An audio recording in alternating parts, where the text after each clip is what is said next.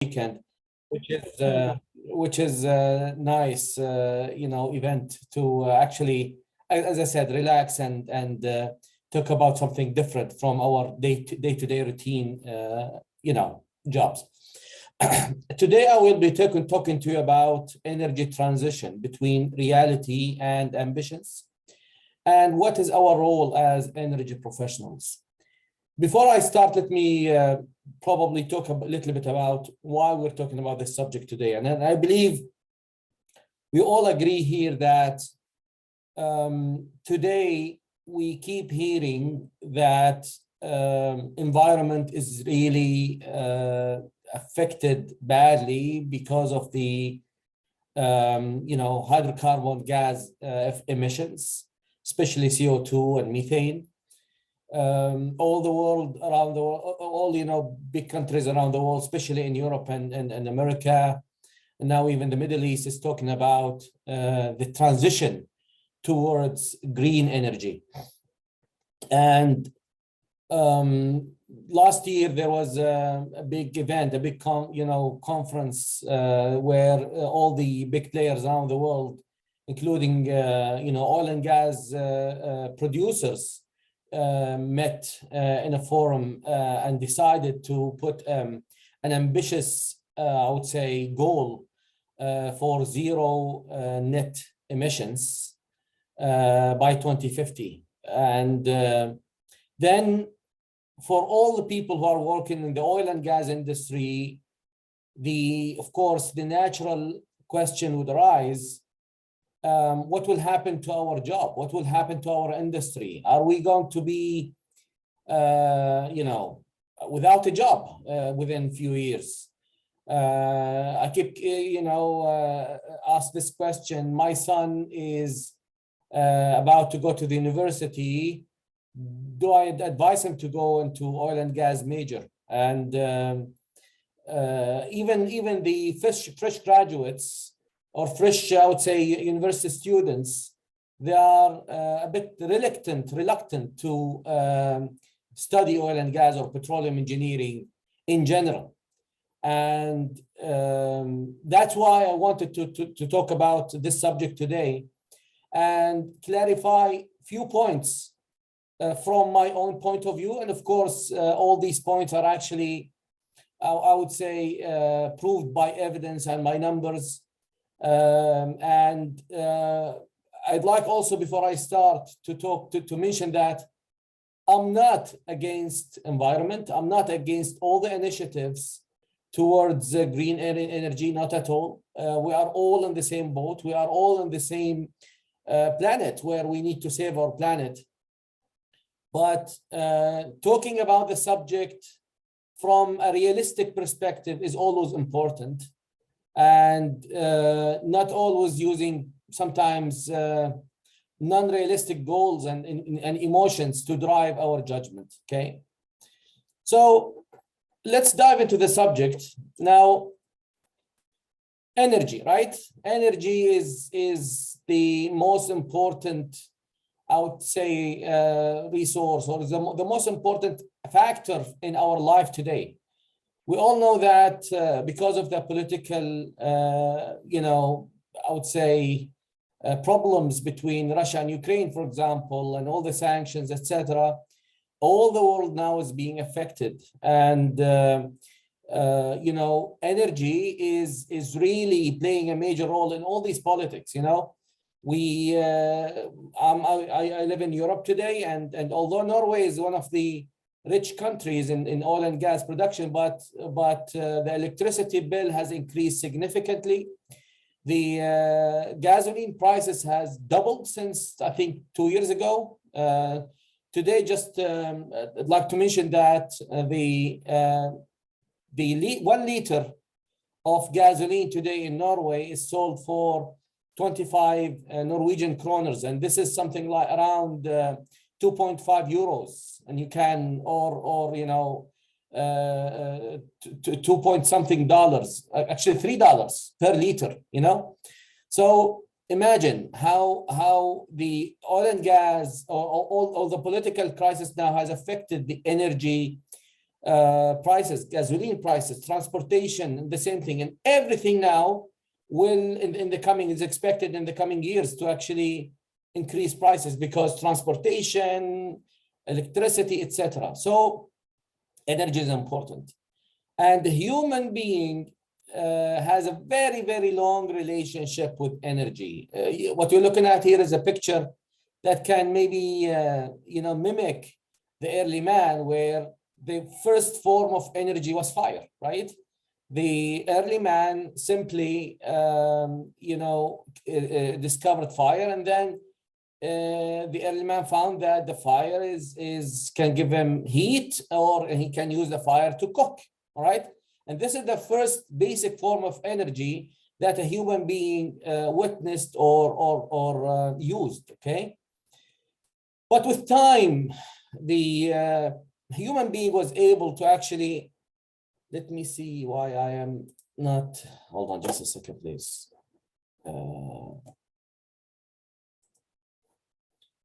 It's because half of the, I hope this is better. No, but it's fine. So what we're looking here as is one of the early machines, okay, where the renewable energy was used. So renewable energy or green energy is not something new. It is actually the first, forms of machinery that used source of energy, and this source of energy was actually green energy. What we're looking at here is that this is a water-driven Roman Hierapolis stone mill from the 3rd century. Okay. You can see here that there is a water wheel here that is rotated by the form of flowing water, and then the rotation is actually transformed into linear motion, where this was used to cut stone. Okay, and this is what? This is renewable energy, and this was one of the early machinery to actually use energy. Okay. Similarly, the machines start to be more complex. The use of water, mainly water, was used in grinding wheat, for example. The windmill was also, the wind energy was also used. Now everybody is talking about wind turbines, right? Well, wind energy is very early. This machine, this picture shows a machine or a windmill from the 16th century, okay, where it was also used to grind wheat. The human, let's say, the animal energy was also used to, for example, to bring water in water wells. And of course, everybody knows that the cows and the horses are used also for their rotation is used to again grind wheat and do several use it in several forms. And then with time, the machines start to become more complex. What we're looking at here is a more complex, I would say, machinery. And then with time, the water energy was actually used in textile mill. So textile mill meaning it's basically a more complex machine where it was used for making cloth and textile in a more complex machinery. Okay. So in addition to using energy, so all the previous examples were on using energy, human being also started to generate energy from very, very long time ago. Okay. The hero of Alexandria in, around 50 or 60 AD, invented the first steam engine, in which basically he put a water container, and this water container was actually mounted on a small, let's say, sphere, and then with nozzles, these nozzles start to rotate when the steam start to come, right? In the beginning, it was just a toy for the hero of Alexandria, but this was the first invention that made the, I would say, building block for the steam engine, okay?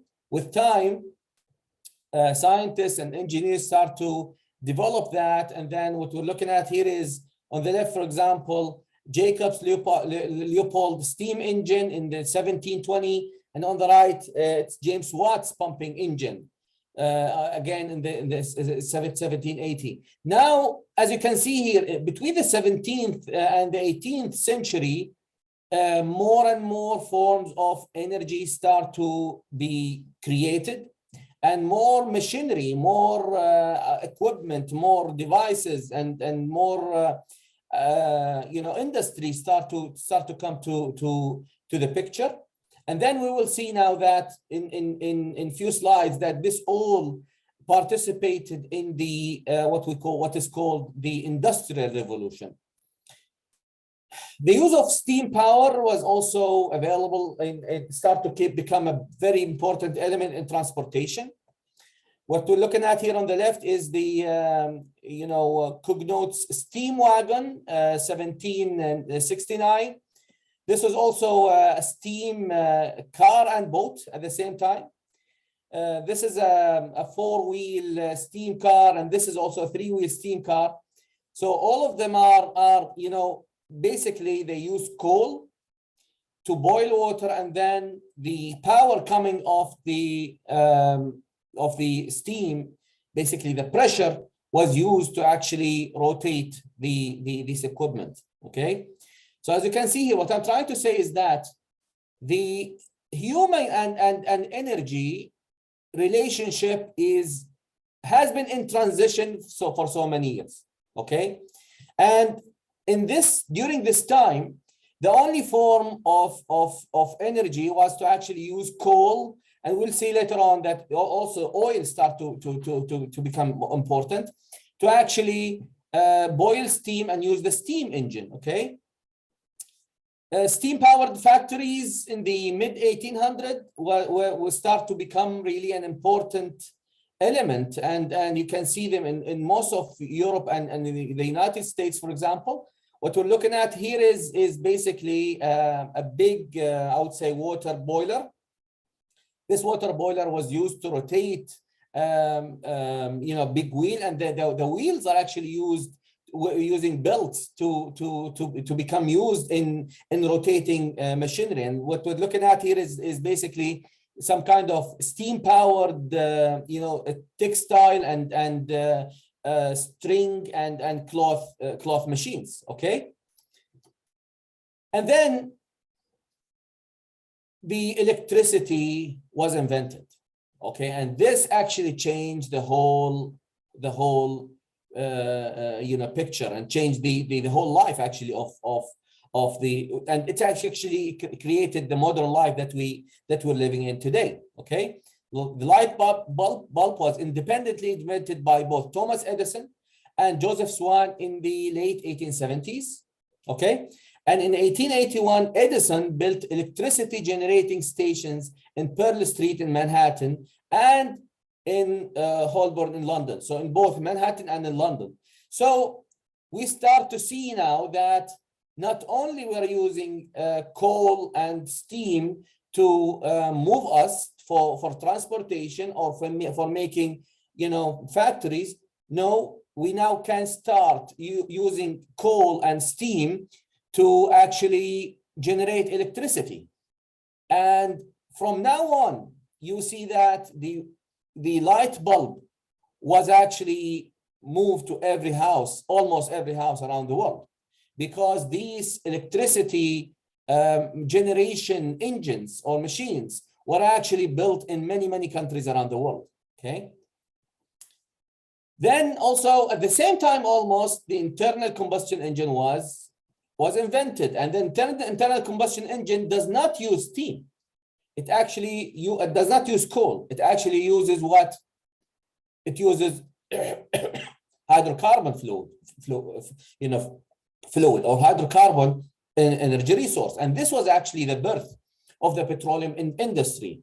So at the same time, where coal was actually the gold everywhere, because it was used to generate steam, and the steam was actually used everywhere, during the same time, during the 1880, the auto engine which is the internal engine, was invented in addition to the Lenoir engine. So both these engines now change the philosophy of energy generation and energy utilization, because right now we don't need to actually bring this hard coal, okay, and burn it in a big chimney or in a big boiler, and then we will need a lot of water, okay, to actually generate steam for rotation. No, we can now use this fluid, this very valuable fluid, which is oil and gasoline, etc. Although there was no gasoline at the time, but it was mainly oil products or petroleum products in the beginning, to actually burn it and rotate the engine. Okay, this was phenomenal for everyone. Okay, but because later on we start to see that there has been now competition between the steam generated vehicles and the petroleum vehicles. Okay, so Daimler here, invented two machines here. As you can see, we can see that this machine is Daimler's petroleum right wagon, and this is the Daimler's wire wheel car, the car with the world first V2 engine. So imagine how beautiful this is. Okay, this has been invented around the 1800s or the 19th century. Okay, and as I said, now the energy is being transitioned, right? Energy transition, guys, everybody has been talking about energy transition for the past 10 years, or maybe the energy transition maybe has been really, really important in the last 5 years. But the use of energy has been transitioning since the very old days, right? So now steam engine, steam coal powered engine is now competing with the internal combustion engine, okay? Now, during this time, and I will talk about this later on, the oil and gas or the petroleum extraction, petroleum drilling and extraction started to become an industry in Russia, in the United States. During the 19th century, people start to extract oil and use it in different forms of energy utilization, right? So all that summarizes the Industrial Revolution, okay? So in the Industrial Revolution, which can be in between, 1750 until the 1900s, it was characterized with very important changes around the world. Migration from hand to machines, substantial increase in need of energy, rise of mechanized factory systems, development of modern transport systems or transportation systems. This actually has led to unprecedented rise in the rate of population growth, okay? And of course, during this period, the CO2 emissions, the hydrocarbon, the use of fossil fuel in energy has been increased significantly. And then we started to witness really the environmental issues, okay?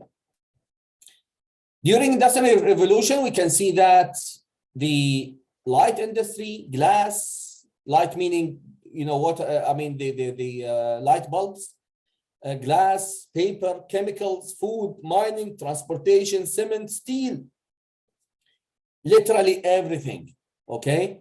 And all these industries around the world, okay, made people's life, made the human being's life, the level of I would say quality, the level of quality or the quality index of people has increased, because now the world start to exchange, start to the trade start to become more and more I would say evident and important. Transportation was important. So now the whole world start to explode when it comes to industries and of course the use of energy. So that's why the use of energy during this period was very, very important. And that's why you can see that the oil and gas industry was actually exploding and was trying to find petroleum reservoirs all around the world. Okay. So now let's talk about the main global energy resources. Okay. And all of that in the context of energy transition challenges, right? So as I mentioned in my previous slides, energy transition has been actually since day one. Okay. Initially it was only fire. And then the water energy, the water current energy was used, and then the wind, and then the invention of steam machines that was powered by coal, and then the oil and gas internal combustion engine. So as you can see here, we have been transitioning, right? But during this transition, we can identify, until today, by the way, we can identify several main global energy resources. Okay, number one is coal, right? So I'd like to just stop here and pause on coal. Okay, imagine somebody in the 18th century. Okay, and please bear with me here. Somebody in the 18th century working in the coal mining industry. Okay, and there are thousands, many hundreds of thousands of people who are working in coal mining industry during the 18th century, okay? And these people start to listen, start to hear that oil and gas or oil reservoirs are becoming discovered, and the petroleum industry is becoming more popular, okay? And now the machines are not using steam anymore, they are actually using internal combustion engines, right? So during this 19th century, in the middle of 1800, how would these people think, right? They would think, well, that's it. We're gonna lose our jobs. No more coal, right? Oil is more efficient. It's easy to carry. It's doesn't pollute as coal, and it's directly used. That's it. Coal mining will stop because oil is better, right? Well, guess what? This did not happen. And until today, coal is a very important factor, very important element of energy mix, okay? So coal mining goes back to thousands of years. It becomes essential during the Industrial Revolution. Coal provided the main source of primary energy for industry and transportation from the 18th century until the mid-50s, okay? By 210, coal produced over a fourth of the world's energy. I will repeat. By 2010, coal produced over a fourth of the world's energy. Okay. Look into this chart here. Okay. This is the coal consumption by region, right? And this is exajoules. As you can see here, although many of the countries around the world, whether it's North America, Europe, etc., during 2010, the coal consumption has dropped, but the Asia Pacific region has increased significantly. Why? Because they need more energy. Okay, so until today, and look, between 1995 until 2020, you can say that almost, the coal consumption has doubled, almost, okay? So this is important. This is important to stop and pause and think about, right? Because this is not something, we all know that coal is I would say, harmful to the environment because it has a lot of ash, etc. But there has been recently new precautions and new filtration to reduce that environmental hazard, right? This is the world historical and projected coal production, okay? Look, coal production is expected to continue to increase until 2030, okay?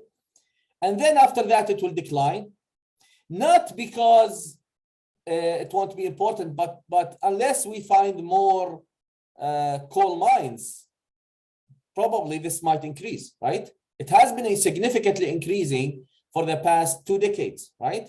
So this is the coal production by country. Today, more than 6,500,000 people around the world work in coal mining, processing, and delivery. And more than 2,500,000 people work in coal power generation and associated networks. So this is a huge number, right? And this picture, it says it all, okay? Look into the color coding. White is closed. Yellow is operating, coal mine. Purple, or I don't know if this is orange, maybe is new. Purple under construction, dark purple is planned. So look, this is planned here. All of this is operating. All of the coal mines operating, right? So this shows you that until today, the coal industry is huge, okay? Even in Germany, we heard the news, I think a few days ago, that if this crisis with Russia continues, they will have to go back and open all the coal power plants, okay? Now talking about petroleum, okay? Most of us are oil and gas or maybe related to oil and gas industry. And it's important to talk about this, right? Again, I'm not saying that coal is not harmful to the environment. It's not, I would say, it has nothing to do with the emissions, but I'm stating facts here. The world needs energy. The world needs more energy, and it's hungry for more energy. Petroleum, okay, I will not talk about the history right now, but let me talk about petroleum products, for example. Today, 46% is gasoline, 26% is diesel and other fuels, 9% is jet fuels, and the others are other products like, you know, gases, liquid fuels, adding dyes, lubricants, paraffin, etc., asphaltene, petrochemicals, etc. Okay, so petroleum is not only used for energy. Okay, over 6,000 items are made from petroleum waste byproducts, including fertilizers, flooring, floor covering, perfumes, insecticides, petroleum jelly, soap, vitamins, etc. Okay. Main global energy resources, the main gas producers are United States and Russia. Okay. Okay. Now talking about, so as I said, we talked about coal, petroleum, natural gas. Okay. And now just one point about natural gas. Again, the huge crisis, the huge impact that the political crisis between Russia and Ukraine and the whole world, Europe and the United States, have created a big problem for gas. We all know that Europe depends highly on gas for electric generation, right? And with this crisis shows that how we are fragile, how we need natural gas for energy generation. Nuclear, okay.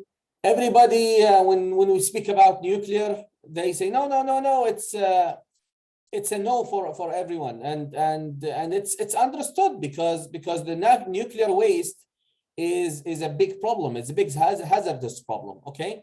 But how the nuclear energy, how do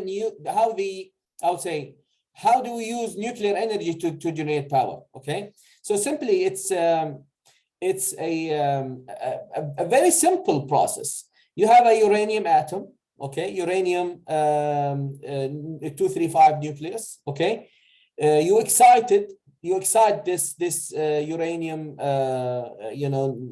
atom, and it becomes excited nucleus, and then it basically spread into barium and krypton. Okay, this I would say spread, or this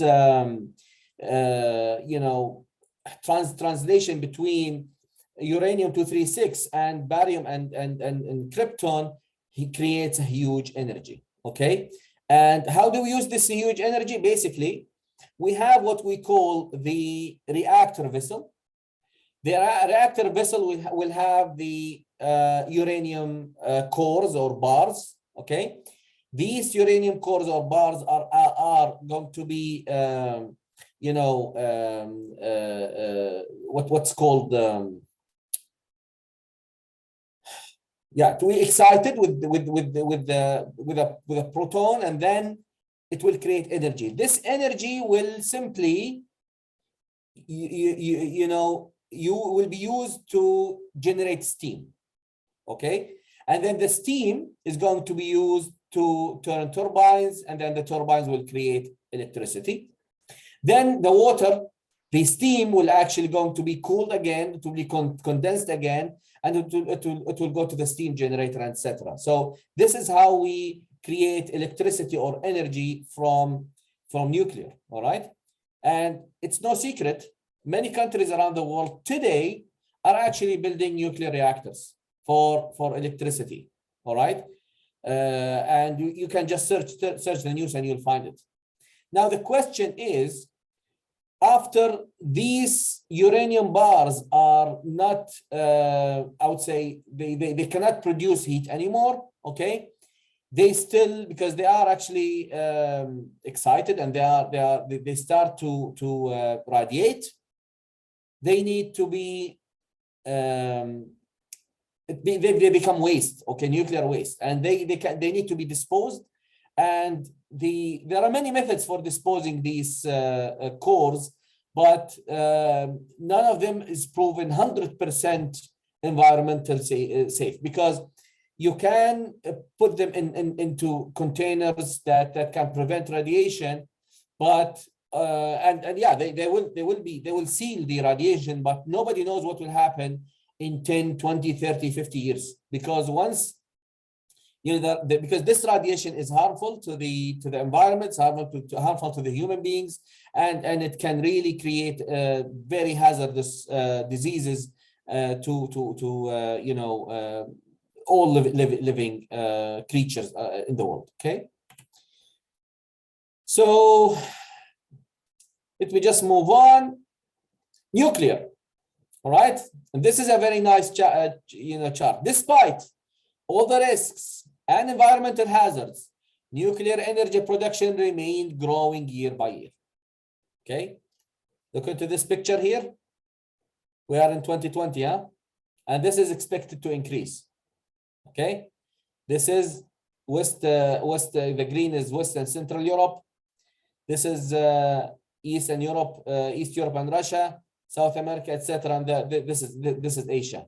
This is North America. Okay, so as you can see here, even nuclear, although it's very hazardous, very risky, but energy generated by nuclear power is still growing. Again, why? Because the world needs energy. Everybody needs energy, okay? So when we talk about energy transition, we have to remember these facts, ladies and gentlemen, okay? We're stating facts here. Yeah, people can go to conferences and they can put promises about, you know, green energy. We will be green energy everywhere in the world and blah, blah, blah. I mean, come on. This is not realistic, right? When you go and dig into the facts, you will see that there is no energy resource that is enough for the whole world, okay? Next, let's talk about renewable energy, all right? Wind.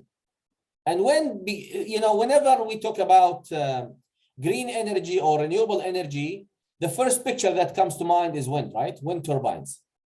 And without doubt, wind energy is one of the most important and reliable, I would say, green energy resource.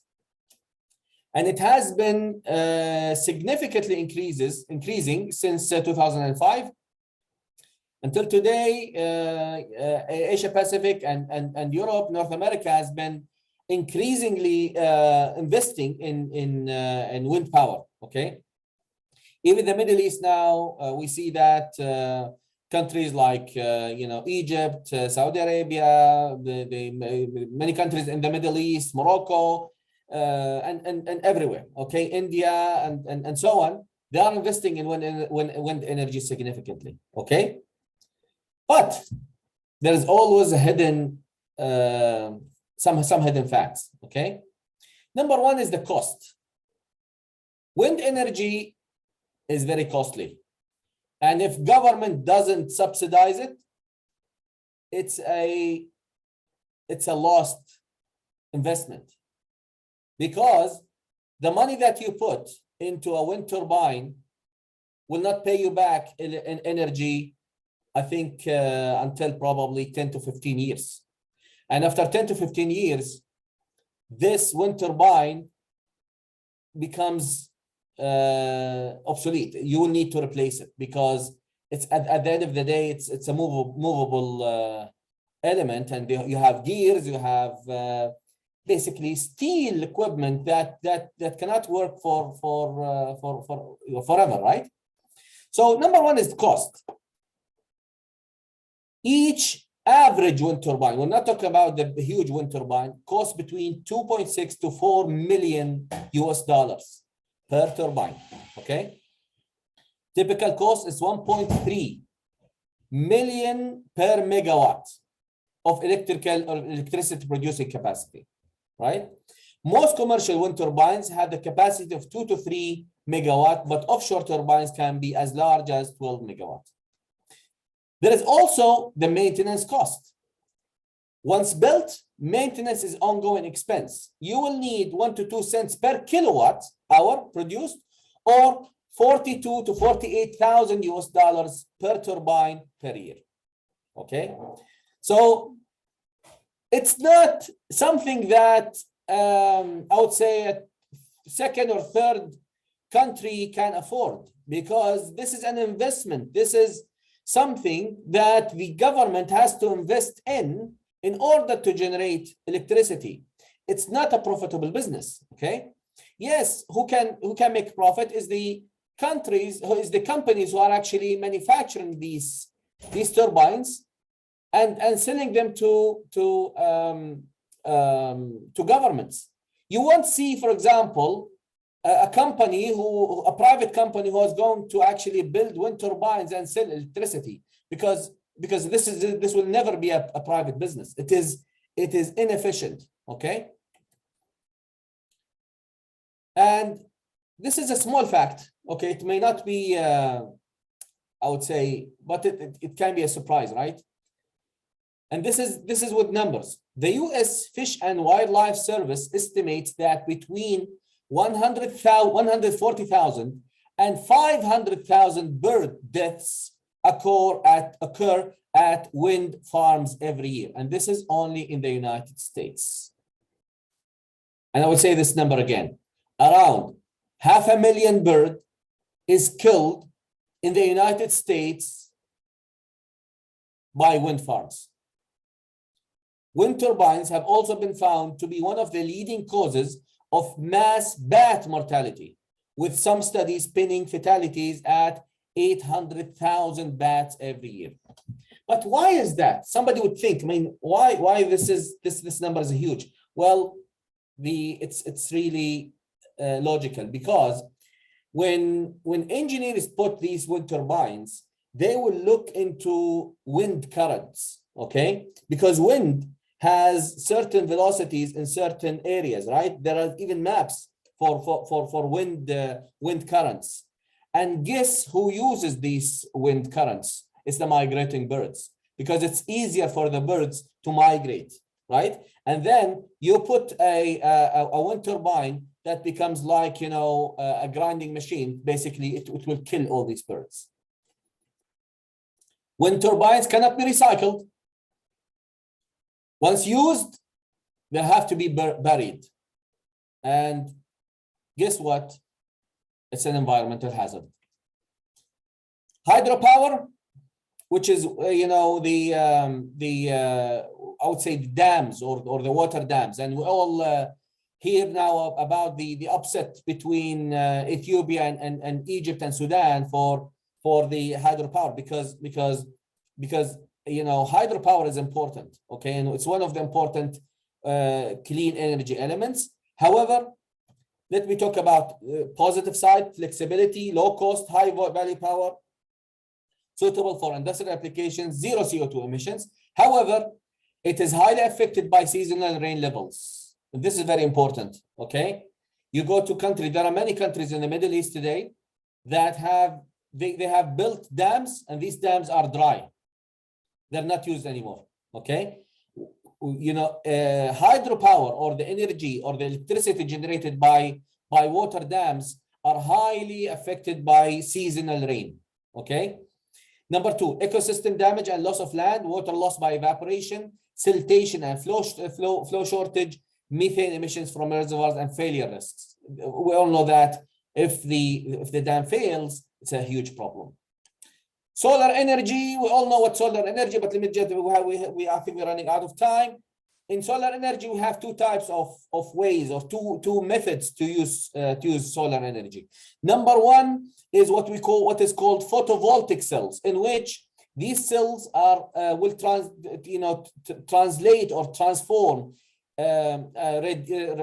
radiation from the sun into power energy, into electricity, or you can use mirrors to concentrate the energy or the radiation from the sun into a transparent water pipes. These water pipes will be heated by the electricity, by the sun, and then the steam will be used for generating electricity. Okay. Again, solar power is everywhere now. Everybody is using solar power. However, there is a problem in the efficiency. Okay, there are many companies who are creating very bad, very low efficiency. If you want to buy something that's affordable, the efficiency doesn't sometimes exceed more than maybe 7 to 8%.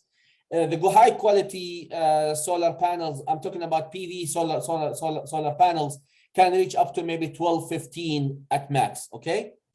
But also there are problems with solar energy. Number one, it needs continuous cleaning, because the moment you have dust in it, the efficiency will drop maybe 50%, and they are fragile. And in addition, they are also costly. The return of investment is maybe 7 to 10 years. Okay, it is weather dependent. Cannot work on during night. You need to have sun for it to work. Storage is expensive, requires a lot of space associated with pollution also. Quality degradation with time, requires continuous cleaning. Geothermal, and this is also one of the things that I'll talk about in the last slide. This is important for us as oil and gas professionals, because this goes into our domain. Basically, what we do is that there is a heat layer at certain depth. So we inject water. We take steam, for example, we inject water, we take steam, and then we generate the electricity, okay?